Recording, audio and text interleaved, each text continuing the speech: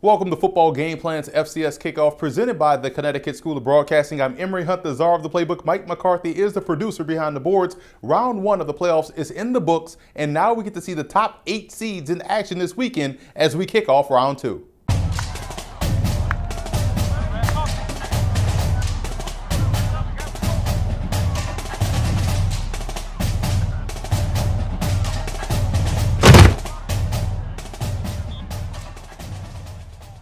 There's nothing more to discuss in the FCS other than the upcoming games on the schedule, so that's essentially what's on tap for this entire episode. So we'll just get things kicked off first by taking a look at some of the key storylines heading into Week 14 as we go into our 4-minute offense. This is always a great time of the year as we're starting to see student athletes rewarded for their outstanding work on the field, as all conference teams and Conference Players of the Year awards are starting to roll out. The MEAC and Ivy League will announce their Players of the Year next week in New York City as a part of the festivities surrounding the National Football Foundation and College Football Hall of Fame awards. To see who made your favorite all-conference team, visit www.fcs.football.com.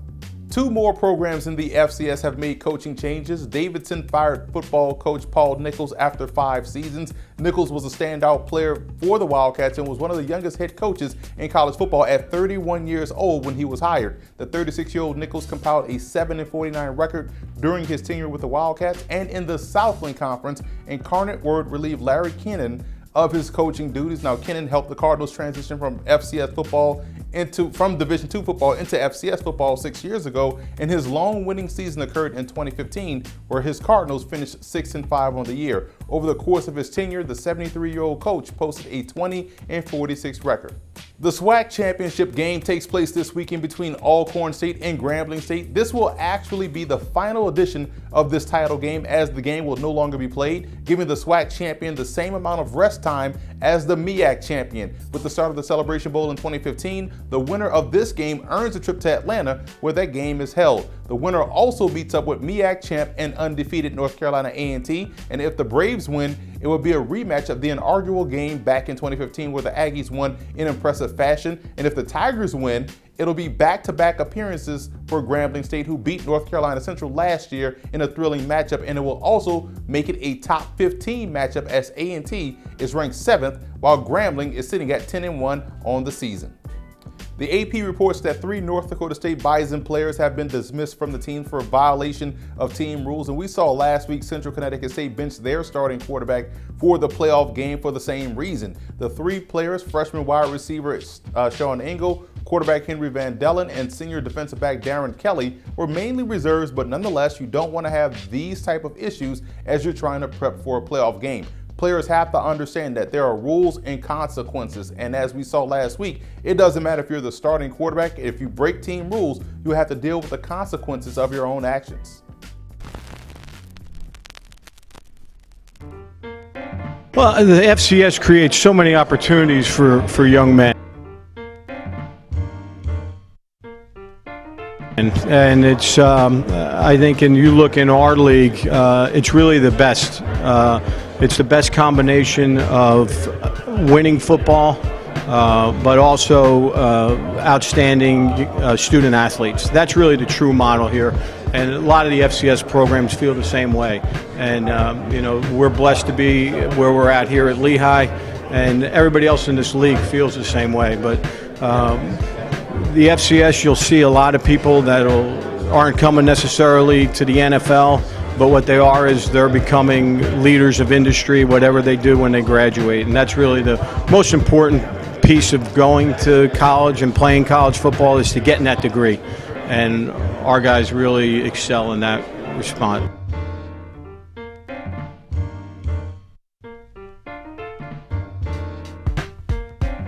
Time to dive into this week's action, as we'll start in Houston, Texas for the SWAC title game, as Alcorn State and Grambling State battle for the SWAC crown and a trip to the Celebration Bowl. We have a rematch in the SWAC championship game from both last season and earlier in the year. It's all about ball security for the Braves this time around. Their turnovers led to a bevy of opportunities for the Tigers, which were subsequently turned into points. Alcorn definitely has the offensive line and the run game to match physicality with Grambling. The Tigers have two dynamic talents in Devontae Kincaid and Martez Carter, and if they want to win this game, they'll have to get much better inside the red zone against Alcorn. Also, defensively, they have to be able to win on first downs. Those are keys to booking their flights to Atlanta for the Celebration Bowl, which I think they'll do. This game will be a lot closer than the one we saw back in October, but the result will be the same. I like Grambling. Another rematch game here between Furman and Wofford. They met in week 1 of the season. Furman lost by 1 point on a failed 2-point conversion try. Again, revenge games are all about adjustments, and I think the biggest adjustment Wofford has to make is being better versus the potential passing game of Furman. They don't pass often, but they do throw it more than most option football teams. The Paladins have to be better at stopping the run on first downs against the Terriers. They also have to be able to dictate where the football goes, taking away at least one option in the triple option attack. I actually think Furman wins this game. Being able to pass, in my opinion, gives them enough of an advantage to get ahead and stay ahead. Big matchup here between Stony Brook and James Madison, two CAA foes that didn't play in the regular season. This will be a great defensive battle. The biggest surprise to me for Stony this year has been the play of quarterback Joe Carbone. He balances out their offense, which makes him very dangerous. I've also been surprised by the dominant defense of James Madison. If anything, their offense hasn't looked the same per se this year, but that defense is excellent. The Seawolves will have to find ways to both sustain drives and put the ball in the end zone. Field goals won't cut it against the Dukes. I like James Madison in this ball game. This one will be a lot closer than folks think, but the experience and depth of talent of the Dukes will have them or lead them ultimately to victory.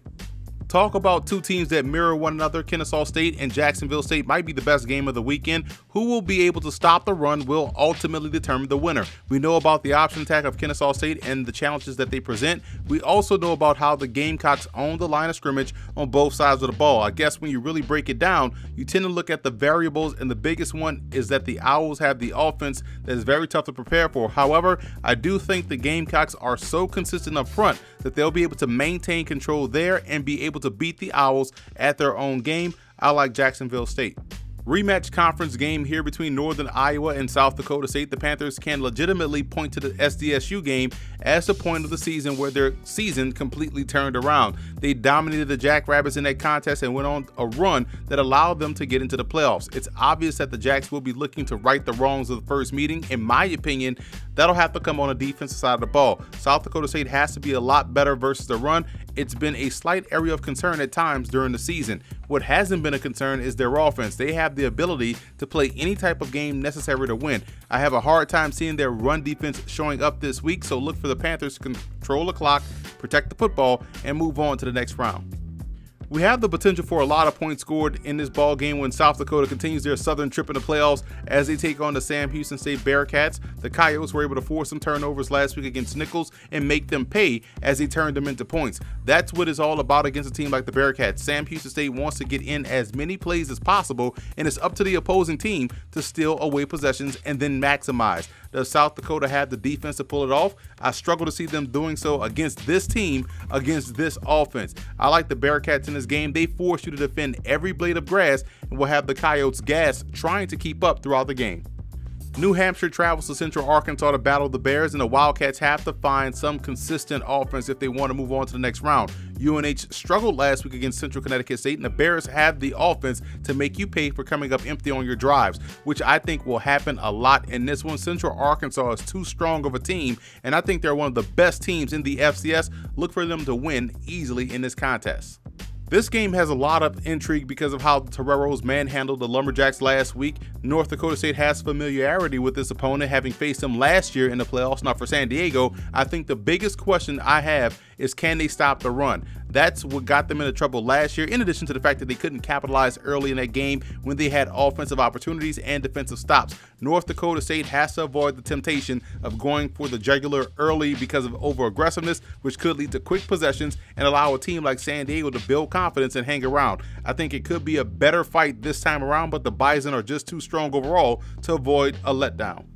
Another rematch game with an interesting caveat to it as Weber State travels to Southern Utah. Quarterback Stephen Cantwell had to leave the first matchup in the second quarter due to a concussion, and that changed the course of the game for the Wildcats. What you can't take away from the Thunderbirds is how consistent they've been all season long. That can both be a good thing and a bad thing. I believe in this matchup versus Weber, it could be considered a bad thing. The Thunderbirds struggle stopping opponents on the ground, and Weber has the ability to run the ball out of spread formations or condensed formations. I like them to get their revenge against Southern Utah and win the game. So that's it for this week's episode of the FCS Kickoff. Be sure to follow us on all of our social media accounts, and don't forget to check out and subscribe on iTunes to the FCS Opening Drive podcast, where David Hashagen and myself will bring you all of the news, notes, tidbits, and stories around the FCS. And always stay tuned for our FCS Conference Whip Around, where all 13 of our FCS correspondents will get you up to speed on what's going on around the FCS.